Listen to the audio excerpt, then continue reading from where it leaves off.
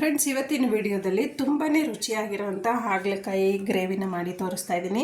ಹಾಗಲಕಾಯಿನೇ ಕೈ ಇರುತ್ತೆ, ಅಂಥದ್ರಲ್ಲಿ ರುಚಿ ಏನು ಬಂತು ಅಂತ ಕೇಳ್ತೀರಾ. ಒಂದ್ಸಲ ಈ ವಿಡಿಯೋನ ನೋಡಿ ನಾನು ಮಾಡಿರೋಂಥ ವಿಧಾನದಲ್ಲಿ ಟ್ರೈ ಮಾಡಿ ನೀವೇ ರುಚಿ ಹೇಗೆ ಬಂತು ಅಂತ ಹೇಳ್ತೀರಾ. ಹಾಗೆ ಮಕ್ಕಳು ಕೂಡ ತುಂಬ ಇಷ್ಟಪಟ್ಟು ತಿಂತಾರೆ. ವಿಡಿಯೋ ನೋಡೋದಕ್ಕಿಂತ ಮುಂಚೆ ಹೊಸದಾಗಿ ನೋಡ್ತಿರೋರು ಸಬ್ಸ್ಕ್ರೈಬ್ ಮಾಡ್ಕೊಂಡು ನೋಡಿ. ಬನ್ನಿ ವಿಡಿಯೋ ಸ್ಟಾರ್ಟ್ ಮಾಡೋಣ.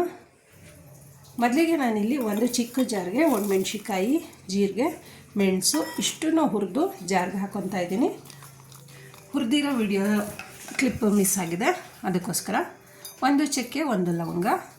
ನೋಡಿ, ಇವಾಗ ಜಾರ್ನಲ್ಲಿ ನಾನು ಏನೇನು ಹಾಕ್ಕೊಂಡಿದ್ದೀನಿ ಅಂದರೆ ಒಣಮೆಣ್ಸಿನ್ಕಾಯಿ, ಮೆಣಸು, ಜೀರಿಗೆ, ಕಾಯಿ, ಒಂದು ಚಕ್ಕೆ, ಒಂದು ಲವಂಗ ಇಷ್ಟನ್ನು ಮಾತ್ರ ಪುಡಿ ಮಾಡ್ಕೊಂಡಿದ್ದೀನಿ. ದಪ್ಪ ದಪ್ಪ ಥರನೇ ಪುಡಿ ಮಾಡ್ಕೊಬೇಕಾಗುತ್ತೆ.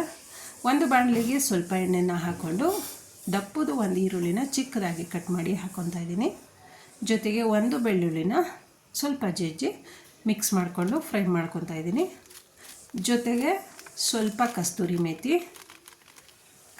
ಮೇಥಿ ಹಾಕ್ಕೊಂಡ್ಮೇಲೆ 2 ನಿಮಿಷ ಫ್ರೈ ಮಾಡ್ಕೊಬೇಕು. ಈರುಳ್ಳಿ ಮತ್ತು ಬೆಳ್ಳುಳ್ಳಿದು ಹಸಿ ವಾಸನೆ ಹೋಗೋ ತನಕ ಫ್ರೈ ಮಾಡ್ಕೊಳ್ಳಿ. ಈಗ ಕಟ್ ಮಾಡ್ಕೊಂಡಿರೋ ಅಂಥ ಹಾಗಲಕಾಯಿನ ಹಾಕ್ಕೊತಾ ಇದ್ದೀನಿ. ಹಾಗಲಕಾಯಿನ ನಾನು ಯಾವ ಥರ ರೌಂಡ್ ಶೇಪಲ್ಲಿ ಕಟ್ ಮಾಡಿದ್ದೀನಿ ಅದೇ ಥರ ಕಟ್ ಮಾಡ್ಕೊಳ್ಳಿ, ತುಂಬಾ ಚೆನ್ನಾಗಿರುತ್ತೆ. ಯಾಕಂದರೆ ನಾನು ಇವತ್ತು ಗ್ರೇವಿ ಥರ ಮಾಡಿ ತೋರಿಸ್ತಾ ಇದ್ದೀನಿ, ಅದಕ್ಕೋಸ್ಕರ. ಈ ಥರ ಗ್ರೇವಿನಲ್ಲಿ ನಿಮಗೆ ಗ್ರೇವಿ ಬೇಡ ಅಂದ್ರೂ ನೀರನ್ನ ಸ್ವಲ್ಪ ಕಡಿಮೆ ಹಾಕ್ಕೊಂಡು ಡ್ರೈ ಥರನೂ ಮಾಡ್ಕೊಬೋದು. ಸ್ವಲ್ಪ ಅರಿಶಿನ ಪುಡಿ ಹಾಕಿ ಮಿಕ್ಸ್ ಮಾಡ್ಕೊಳ್ಳೋಣ. ಮಕ್ಕಳಂತೂ ಡೈರೆಕ್ಟಾಗಿ ಒಂದೊಂದೇ ಪೀಸ್ನ ಎತ್ತಿ ತಿನ್ಕೊತಾ ಇರ್ತಾರೆ, ಅಷ್ಟೊಂದು ಕಹಿ ಅಂತ ಅನಿಸೋದೇ ಇಲ್ಲ. ಅರಿಶಿನ ಪುಡಿ ಹಾಕಿದ್ಮೇಲೆ ನೀಟಾಗಿ ಒಂದು ಸಲ ಮಿಕ್ಸ್ ಮಾಡಿ. ಈಗ ಇದಕ್ಕೆ ರುಬ್ಕೊಂಡಿರೋ ಅಂಥ ಅಂದರೆ ಪೌಡ್ರ್ ಮಾಡ್ಕೊಂಡಿರೋಂಥ ಒಣಮೆಣ್ಸಿಕಾಯಿ ಪೌಡ್ರನ್ನ ಹಾಕಿ ಮಿಕ್ಸ್ ಮಾಡ್ಕೊತಾ ಇದ್ದೀನಿ.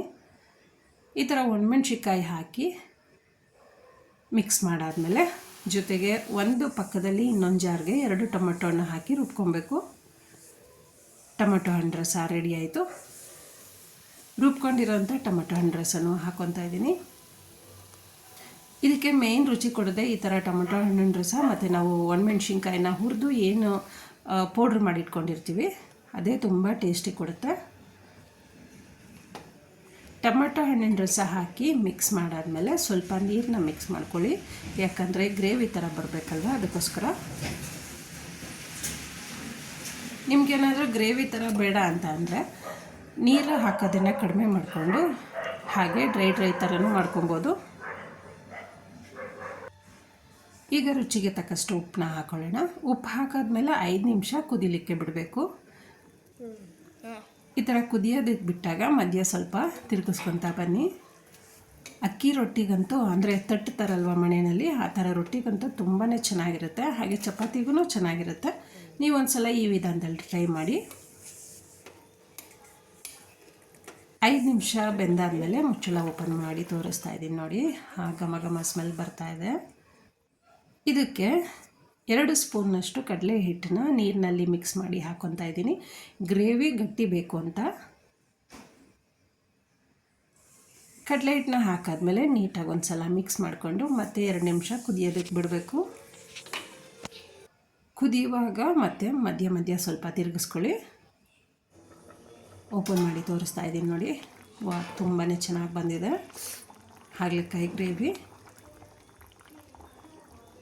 ನಿಮಗೇನಾದರೂ ಇವಾಗ ನೋಡಿ ನಾನು ಗ್ರೇವಿ ಮಾಡಿರೋ ತೋರಿಸ್ತಾ ಇದ್ದೀನಿ ಅಂತ ಅಂದರೆ ನೀವು ಗ್ರೇವಿ ಜೊತೆನೂ ಕೂಡ ತಿನ್ಬೋದು. ಹಾಗೆ ಡೈರೆಕ್ಟಾಗಿ ಸಿಂಗಲ್ ಇದೇ ಥರ ಹಾಗಲಕಾಯಿನ ತೊಗೊಂಡು ತಿನ್ಬೋದು, ತುಂಬ ಚೆನ್ನಾಗಿರುತ್ತೆ. ನೀವು ಈ ವಿಧಾನದಲ್ಲಿ ಒಂದು ಸಲ ಟ್ರೈ ಮಾಡಿ. ಸರ್ವಿಂಗ್ ಬೌಲ್ಗೆ ಹಾಕ್ಕೊತಾ ಇದ್ದೀನಿ. ಹಾಗೆಯೇ ಫ್ರೆಂಡ್ಸ್, ಇವತ್ತಿನ ವಿಡಿಯೋದ ನಿಮ್ಗೆ ಇಷ್ಟ ಆಗಿದರೆ ಲೈಕ್ ಮಾಡಿ, ಶೇರ್ ಮಾಡಿ, ಸಬ್ಸ್ಕ್ರೈಬ್ ಮಾಡಿ. ಹಾಗೆ ಕಮೆಂಟ್ಸ್ಗಳು ಏನಾದರೂ ಇದ್ದರೆ ಹಾಕಿ, ಯಾಕಂದರೆ ನಾವು ಮತ್ತೆ ಮುಂದಿನ ವೀಡಿಯೋಗಳನ್ನ ಮಾಡೋದಕ್ಕೆ ಇನ್ಸ್ಪಿರೇಷನ್ ಸಿಕ್ತಂಗೆ ಆಗುತ್ತೆ. ಅದಕ್ಕೋಸ್ಕರ ಮತ್ತೆ ಮುಂದಿನ ವೀಡಿಯೋಗಳಲ್ಲಿ ಸಿಗೋಣ. Thank you.